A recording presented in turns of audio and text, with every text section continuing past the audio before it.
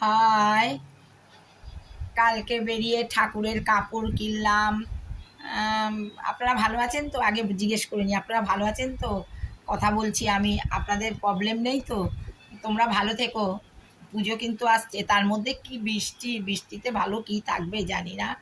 কালকে বেরিয়ে ঠাকুরের কাপড় কিনলাম, তারপর ফোনের একটা চার্জ, দুদিন অন্তর খালি ফোনের চার্জ ফুরিয়ে যায়, 28 দিন হলেই সেই চার্জ দিলাম।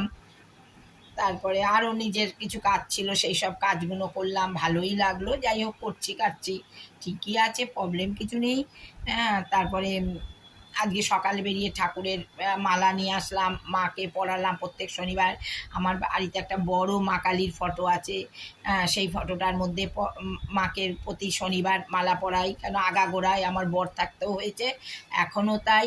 আমার যা যা কাজ আমার বরের সব এই ব্যাপারে ছিল, সবই এখনও তাই আছে, খালি বরটা